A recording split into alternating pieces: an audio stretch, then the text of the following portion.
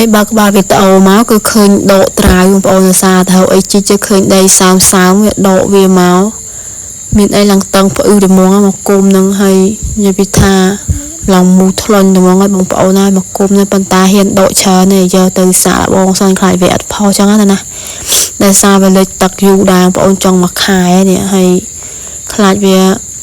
ខែស៊ីខែអីចឹងដកសាកមើលខ្លាចវាខូចអស់ដល់ពេលមានអីបងប្អូនណាហឺឡើងពេញហ្នឹងហ្មងឡើងកូនញ៉ាយត្មងហើយថាដកតែមកមើលវាទៅសាកបពងមើលសិនខ្លាចវាអត់ផុសចឹងណា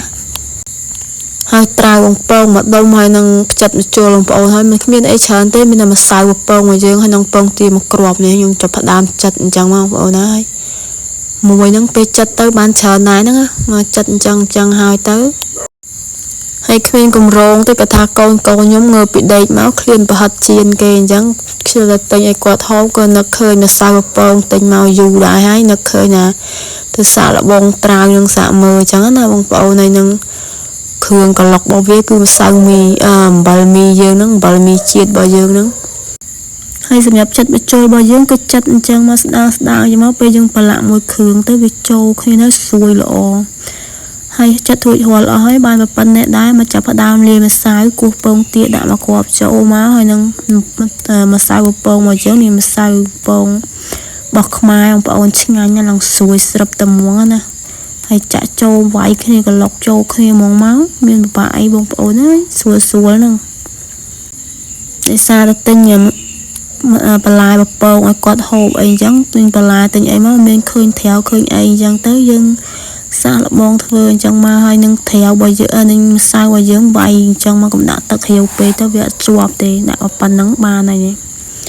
ហើយចាក់ត្រាវរបស់យើងចូលទៅបងប្អូនកុំដាក់ម្សៅច្រើនពេកកុំឆ្ងាញ់បានដែរដាក់គ្រាន់ដាក់ជាប់តិចទៅ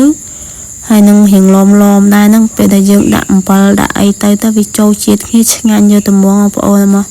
ចាប់ផ្ដើមទៅពងនេះ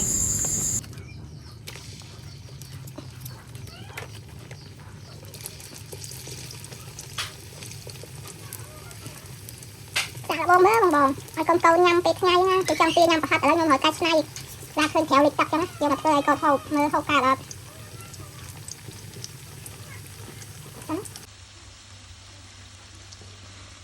នេះចិត្តបានហូបហើយបងប្អូនមើលណែនៅតំណង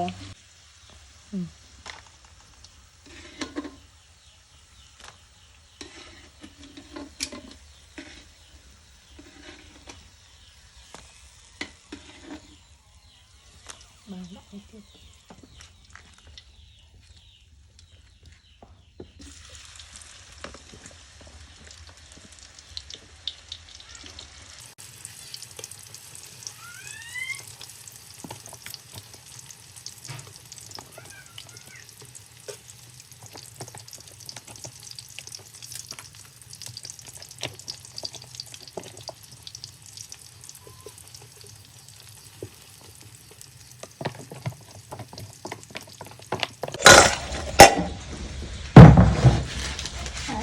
បាច់អីច្រើននេះអំបិលមីរបស់យើងមីជាតិចិត្តរបស់ខ្មែរទាំងអស់មកនេ